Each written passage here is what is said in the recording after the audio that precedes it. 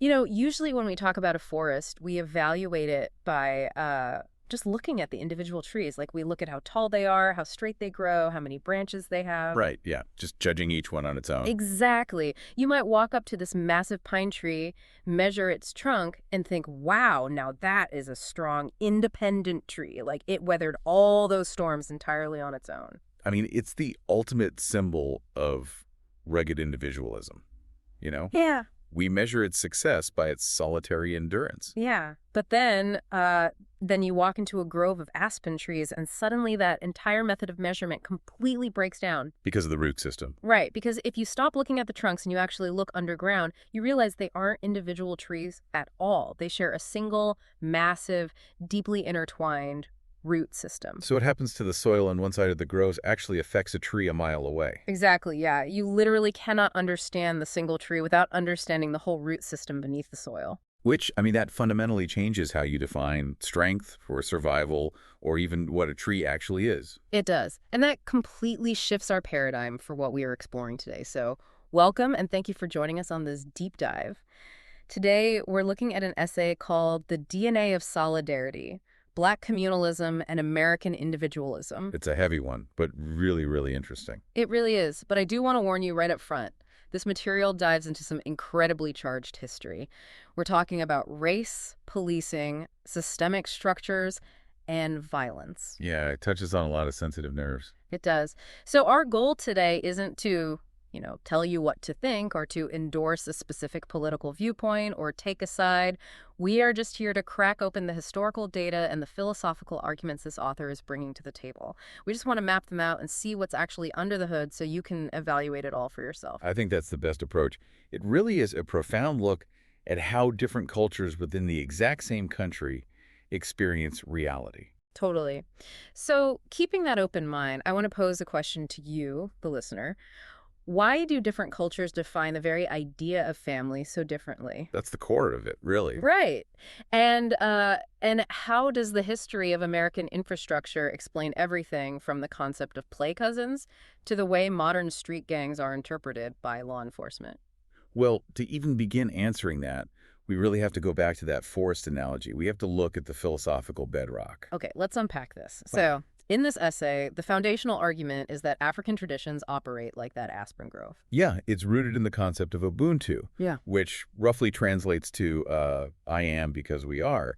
Your identity is just entirely bound up in the collective. Right. But then the dominant white American philosophy operates like the solitary pine tree. It's the classic, I got mine, or pull yourself up by your bootstraps mentality. Exactly. And the essay points out that in this individualistic mindset, your personal responsibility essentially ends at your property line. Wow. And this isn't just some reaction to American history either. Like, it's a survival intelligence that predates it. Long before the transatlantic slave trade, West African societies operated on these highly sophisticated systems of kinship and clan lineage and elder authority. So the community was just everything. The community was the absolute baseline for human thriving. The individual found their meaning, their safety, their purpose, strictly through the community. You had griots preserving the collective memory. You just didn't survive alone. Right. But then you have the Western European tradition, which becomes the white American default. And that prioritizes personal autonomy, private property, individual rights, above almost everything else. Yeah, sociologists actually call this a low-context cultural orientation. Low context. What does that mean in practice? It basically means people don't rely heavily on unwritten rules or shared generational history or tight community bonds to communicate or survive. Everything is explicit, highly individualized, mostly transactional. So you sign a contract, you buy your property, you build a fence. Exactly. And in a capitalist system designed around those exact same values, that framework produces real material advantages. But, and this is key, it also produces a staggering level of isolation.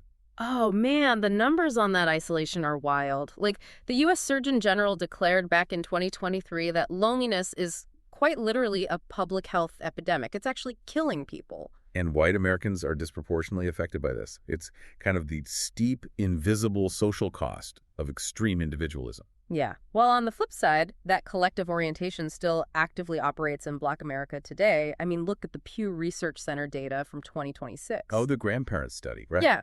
It showed that 34% of Black adults said they were extremely or very likely to rely on a grandparent for emotional support. For non-Black adults, that number was only 15%. That's a huge gap. And Black adults were also more than twice as likely to say a grandparent frequently turned to them for support. Right, which is just a massive statistical difference in the daily mechanics of how a family functions. And, it extends way beyond biological relatives, too. Oh, for sure. We see it in the cultural concept of play cousins or non-biological aunties. Yeah, exactly. The idea that a neighbor or, like, your mother's best friend has the authority to correct you as a child. White America often views families strictly through legal and biological categories. Yeah. Like who is on the birth certificate, who is in the will. Right. Very on paper. Exactly. Yeah. But Black culture understands that kinship can be created. But that ability to create kinship wasn't just some charming cultural quirk. It was a literal survival mechanism against a system explicitly trying to destroy them. Okay, here's where it gets really interesting, because this completely flips the narrative I was, taught in school. We're always told to look at slavery from an economic or political lens. Sure, that's a standard textbook version. But looking at it as a deliberate, calculated attack on the architecture of community changes everything. I mean, think about it. You're taken from your ethnic group. The person next to you on the plantation might not even speak your language. And your biological family can just be sold away on a Tuesday afternoon. Exactly. You are legally classified as a piece of property. Enslavers knew that collective identity was the biggest threat to their system of control. So they banned African languages, outlawed literacy, shattered families. So what do you do when you are stripped of every tool of connection and, open resistance means torture or death? You become an expert at communicating around white surveillance. Oh, yeah. They had to rebuild human relationships immediately to survive the psychological and physical horror of it all. That is the origin of fictive kin in America. Fictive kin. Yeah, creating new aunts, uncles, brothers out of entirely unrelated people in the fields just because your biological family was gone. I'm trying to wrap my head around the mechanics of this, though. I understand creating bonds, but how do you pass down a deeply complex culture when you are forbidden from writing anything down and you're constantly being watched? It's incredible, really. The essay says the culture literally learned to hide in the body. How does that actually work in practice? Well, it works because not everything requires white comprehension to function. Like an enslaver could hear singing, but they didn't understand the encoded meaning. Okay, I gotcha. Take the ring shout, for example, which the Smithsonian's Slavery and Remembrance Project documented extensively. You combine polyrhythm, which is, multiple complex rhythms happening at the same time, with syncopation, call and response movement. Right, and to the overseer, it just looks like, what, a simple Christian hymn or a dance? Exactly. But African practices were essentially putting on Christian clothing to survive undetected. A grandmother tells a child a story through a song. That child sings it to another child while working. Oh, wow. Yeah, a recipe or a survival tactic literally survives for 300 years without a single drop of ink hitting a page. That is just an incredible mechanism of nonverbal cultural transmission. It's genius, honestly. It really is. But I'm starting to connect the dots on the next piece of this. If this communalism is so resilient and so successful at keeping people alive and thriving, why has it historically been viewed with such deep suspicion? That's the million-dollar question. Like, if a white neighborhood has a homeowners association and a Black neighborhood forms a mutual aid society, aren't they both just community? Why is one seen as a threat? It really just comes down to power and control. See, white Americans had the luxury of becoming highly individualistic because they had massive state-sponsored institutions backing them up. Like what? Property law, courts, banks, police departments, universities, labor unions. I mean, if you have a massive safety net of institutions working for you, it's very easy to stand on your porch and say, I did this all by myself. I don't need anybody. Because the system is just invisible to the person benefiting from it. Precisely. But Black Americans were systemically excluded from those institutions, so they just built parallel structures. When white churches segregated them, they built independent Black churches. When white banks denied them capital, they pooled their money and created mutual aid societies to buy land and bury their dead. And historically, Black colleges and universities, when they were excluded from white colleges. Exactly. White America doesn't hate community. I mean, they form country clubs, fraternities, police unions constantly. What historical white power structures fear is black community that they cannot monitor or control. Wait, so the author's argument is that successful black communalism actually exposes the lie of racial inferiority? Because if they can build it themselves, the whole justification for subjugation just You vanishes. hit the nail on the head. And historical reactions to that independence have been incredibly violent. Look at Tulsa, Oklahoma in 1921. Black Wall Street. Right. Black residents built a highly prosperous, self-sufficient economic community in the Greenwood district. They were doing everything America claims to respect, right? Mhm. They were building businesses, owning property, creating generational wealth. But because they were doing it independently as a collective, it was viewed as a mortal threat. Exactly. And white mobs, with the active support of state officials, burned it to the ground. That's just wild. The essay also brings up the Black Panthers, which I think is a perfect example of how this threat is framed. Yeah. Because when we are taught about the Panthers in mainstream history, we are almost exclusively shown the guns, the leather jackets, the afros. Yeah. It's framed purely as a militant threat. We are intentionally encouraged to forget the free breakfast programs that fed tens of thousands of children before school. We forget the sickle cell anemia screening clinics, the free medical clinics, the legal aid. And the National Archives fully documents all of these services. But if you look at the FBI's COINTEL profiles, the Panthers were labeled the greatest internal threat to national security. Just for feeding kids and having clinics? Well, not just because they were armed either, because America has always had a very high tolerance for armed white groups. They were targeted because they were building black institutional independence. They were proving the state wasn't necessary. And when surveillance wasn't enough, there was just physical destruction. The federal government literally bulldozed these communities. The Department of Transportation has openly acknowledged how highway projects and urban renewal deliberately routed through and eliminated historic, thriving black neighborhoods. Yeah, the physical destruction of the community root system. I mean, look at I-496 in Lansing, Michigan. It displaced over 600 black families. Or the complete destruction of the Buttermilk Bottom neighborhood in Atlanta. Imagine generations of pooled resources, businesses, and interconnected families just physically paved over with concrete. Which forces us to look at the fallout. If you systematically weaken or bulldoze the legitimate institutions designed to hold a community together, like if you destroy the business district, redline the neighborhood so no wealth can accumulate, and over-police the residents, what happens to that deeply ingrained ancestral need for community? It doesn't just evaporate. Right, it doesn't. No, human nature abhors a vacuum. When the recreation center is boarded up, the neighborhood loses its local businesses, dad is incarcerated, mom is working 3 jobs just to keep the lights on, and grandma is stretched entirely too thin trying to raise the kids. Something is going to step in to fill that void. And this is where the essay offers a really challenging framework.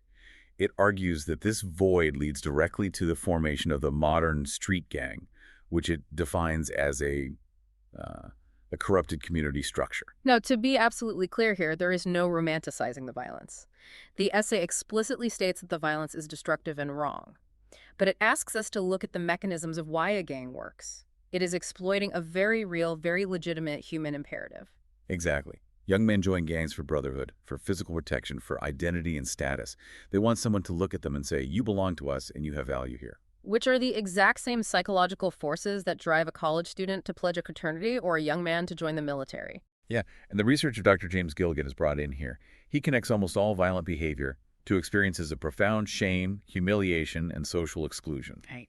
Generations of displacement, manufactured poverty, and state neglect produce those exact conditions of shame.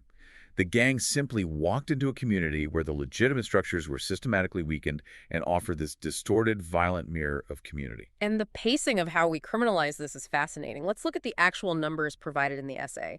Law enforcement data shows that gang membership nationwide is roughly 46% Hispanic, 35% Black, and 11% white. But mainstream media often points squarely at that 35% Black number and uses it to say, see, this is a fundamental flaw in Black culture. Which entirely ignores the structural realities that created the vacuum in the first place. You can't look at that 35% without looking at the scale of disruption in these specific neighborhoods. Absolutely. Just look at the incarceration stats. At mid-year 2023, the jail incarceration rate for Black residents was 552 per 100,000. Wow. That is 3.6 times the white rate. I just want to pause on that 3.6 multiplier for a second. Think about what that actually physically does to a neighborhood block. If 3.5 times more fathers, uncles, and older brothers are removed from a community and placed in cells, you are ripping massive holes in that interconnected root system we talked about earlier. You are removing the elders, the protectors, the wage earners. Right. And then the institutions that caused that disruption apply the label of gang without any cultural context whatsoever. Yeah, look at the audit of the Chicago Police Department's gang information database. It found that roughly 95% of the 134,000 people lifted were Black or Latino. 134,000 people. That is the population of a small city just sitting in a police database. And the perpetual justification for these massive surveillance databases is always that they are essential for crime prevention. But when cities like Portland and Chicago eventually eliminated or severely restricted their gang databases, as shown in the 2024 research, it did not produce the spike in crime that defenders of the systems predicted. So what does this all mean? The essay asks us to look at the mechanics of how this intelligence is gathered. If 4 Black boys grew up on the same street, their grandmothers go to the same church, they play basketball together, they call each other brothers, and then one of them is tragically killed. Right. They gather, they wear memorial T-shirts with his face airbrushed on the front, they grieve collectively. How does an institution historically trained to view Black male collectivity as inherently dangerous interpret that grief? It's awful. The essay argues that law enforcement frequently looks at innocent collective trauma and falsely logs it into a database as gang affiliation or gang intelligence. It's a profound systemic misinterpretation, and it ties into a much broader, deeply ingrained double standard in how American society processes the concept of violence based on race. Yes, we individualize white violence, but we collectivize Black violence. Exactly. When a white man commits a horrific mass shooting, society instantly investigates him as an isolated individual. We comb through his internet history, we analyze his mental health, we ask if he was bullied at school, we look at his relationship with his parents. The media builds a highly specific psychological profile of a lone wolf. But when a Black teenager commits a crime, the conversation immediately zooms out to collectivized blame. It becomes a referendum on Black culture, the influence of rap music, the lack of fathers, or the moral failings of the Black community at large. The white offender is treated as an individual person who failed. The Black offender is treated as evidence that an entire culture is broken. And the historical irony here is just glaring. The essay points to the history of collective, communal violence against Black people. The Equal Justice Initiative data on this is staggering. It really is. They documented over 4,400 racial terror lynchings between 1877 and 1950, and at least 2,000 more killed during just the 12 years of Reconstruction. And we have to be very clear about the mechanism of those murders. This wasn't a lone wolf committing a crime in the shadows. This was communal violence. Mobs, posses, clans, organized white citizens bring their families to watch. Yeah. White America historically used collective communal violence to govern and terrorize Black people. Yet today, it is Black collective behavior, even just standing together on a corner, that gets pathologized and feared. So to you listening right now, if you're scrolling through social media today or watching the evening news, this history entirely dictates the language you are reading. Notice how our media ecosystem operates. When 5 white men in matching tactical gear carrying rifles stand together outside a state capitol, they are frequently labeled a militia or concerned patriots. Right. But when 5 Black men organize to patrol or protect a neighborhood, they are almost universally labeled armed radicals or a gang. It challenges you to ask, how do our internal biases, shaped by centuries of this specific history, color what we see when we look at a screen? It really demands that we constantly interrogate the lens we are looking through. Ultimately, if we synthesize all this data, the core argument of the essay is that Black communalism is a story of unparalleled, almost incomprehensible resilience. Truly. It is the story of a people who were systematically separated by the horrors of chattel slavery, financially starved by redlining, physically displaced by highways, and fractured by mass incarceration. And yet, they continually found ways to rebuild kinship and find each other again and again. So the modern street gang, as destructive and painful as it is not evidence that the Black community failed. Rather, it is a tragic, inevitable symptom of what happens when the legitimate, healthy institutions designed to hold a community are systematically starved or destroyed. The human need to belong survives, even if it has to grow in the rubble. I think there's a fascinating final thought here that builds on this entire premise. Okay, let's hear it. We talked about how physical highways and urban renewal projects were used to bulldoze thriving physical black neighborhoods in the 20th century. Right. But we live in a digital age now. Right. If, as the essay claims, organized black people change America, what happens when that deeply encoded communal instinct, that ancestral ability to find each other and create kinship shifts into decentralized, borderless digital spaces?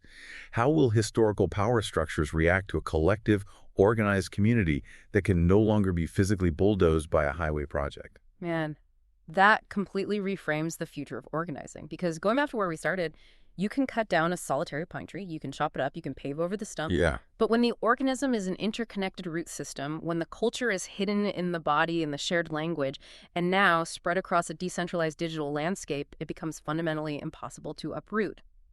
Thank you so much for joining us and taking this deep dive into the sources with us today.